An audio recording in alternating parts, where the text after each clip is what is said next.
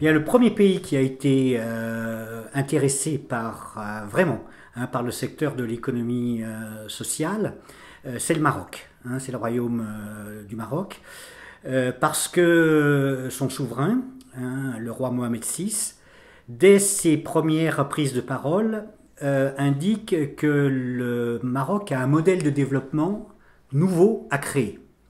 Ce qui voulait bien dire que les modèles précédents avaient failli. Et il dit qu'il faut que désormais notre économie repose sur trois piliers.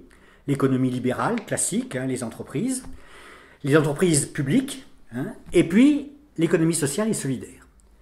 Et c'était la première fois qu'on entendait dans la bouche d'un chef d'État du Maghreb et même d'Afrique un discours qui valorise à ce point ce secteur de l'économie sociale et solidaire. Donc le Maroc s'est lancé véritablement dans une conquête culturelle concernant l'économie sociale et solidaire. Il faut dire quand même qu'il y avait des bases solides, parce qu'il y a dans tout le Maghreb et dans toute l'Afrique d'ailleurs une tradition de solidarité qui est très forte. Et donc lorsqu'on parle d'entreprises solidaires, ça déclenche quelque chose chez l'ensemble des habitants de ce continent. Et donc le Maroc a décidé de se lancer dans cette découverte de l'économie sociale en créant un secrétariat d'État à l'économie sociale. Il y a eu un travail énorme au niveau de la formation, c'est-à-dire que dans toutes les universités, on a demandé à former des cadres pour cette économie sociale ou installer. Il y avait beaucoup de coopératives en particulier, de coopératives agricoles, mais qui manquaient de professionnalisme. Donc il faut former des cadres professionnels pour gérer une coopérative, comme pour gérer une entreprise classique. Quelqu'un qui sache faire du marketing, du management, de la prévision, de l'anticipation, de la recherche de marché, de la recherche de commercialisation. Bref, donc un énorme travail de formation qui fait que dans pratiquement toutes les grandes universités du Maroc, il y a maintenant des masters spécialement dédiés à l'économie sociale et solidaire et à l'entrepreneuriat social. Et chaque fois, l'idée qui prévalait et pour laquelle le secrétariat d'État était prêt à mettre de l'argent sur la table, c'est d'essayer de coupler ces masters professionnels avec des incubateurs d'entreprises sociales et solidaires. Et c'est le cas à l'université Hassan II à Casablanca, où j'enseigne, et où, sitôt sortis de leur master, ou même en cours de master, mes étudiants et mes étudiantes peuvent basculer dans une espèce de pépinière d'entreprise où ils peuvent développer leurs projets, encadrés et formés en cela par des gens qui viennent les aider en matière de comptabilité, en matière de gestion de trésorerie, en matière de marketing, en matière de communication, etc. Cela coïncide avec une volonté de revenir au territoire. Le Maroc s'est engagé sur une décentralisation extrêmement hardie, avec beaucoup de compétences qui ont été déléguées aux conseils régionaux, comme en France, et également des moyens financiers délégués aux régions. Et depuis le dernier plan, il y a obligation pour les plans État-région d'avoir un volet de développement de l'économie sociale et solidaire. Donc vous voyez, c'est le Maroc qui est parti le premier, et il se revendiquait d'ailleurs comme tel.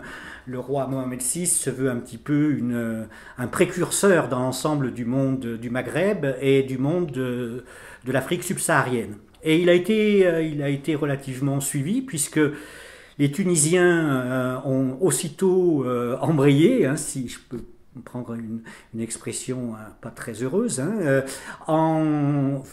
eux aussi se dotant même d'un ministère de l'économie sociale, d'une loi cadre, ce que le Maroc n'a pas encore fait, pour définir véritablement ce que c'est que l'économie sociale, et en faisant un gros effort également sur la formation.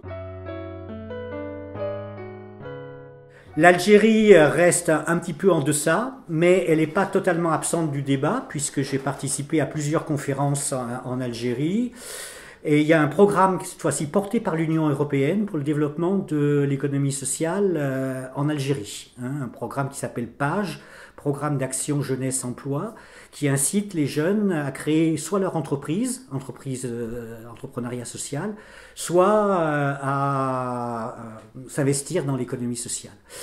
Et puis, aux surprises, nous avons franchi le Sahel, puisqu'on retrouve une très grande appétence pour l'économie sociale et solidaire dans les pays de l'Afrique subsaharienne. Alors le modèle là, c'est le Sénégal, qui a une ministre de l'économie sociale, une jeune ministre absolument remarquable, qui fait un travail de fond extraordinaire et qui est aidée en cela par le président de la République, qui est très branché sur ces problèmes-là. C'est d'ailleurs lui qui a conclu la dernière conférence internationale qui réunissait des experts et des militants de l'économie sociale du Maroc, du Cameroun et du Sénégal. Donc le Sénégal est également dans cette voie, le Cameroun aussi, mais avec beaucoup de difficultés parce qu'il n'y a pas la stabilité politique au Cameroun que l'on trouve au Sénégal, qui est quand même un modèle de démocratie par rapport à beaucoup de pays voisins. Je suis appelé au Togo maintenant pour aller parler d'économie sociale. Quand, je ne sais pas, mais là aussi il y a une volonté de la population, de la société civile. Très souvent les appels viennent de la société civile, elles ne viennent pas des dirigeants politiques qui eux sont dans des schémas complètement obsolètes. Mais par contre la jeunesse de ces pays, elle bouillonne de la volonté d'entreprendre, et d'entreprendre autrement qu'en étant employé d'une multinationale.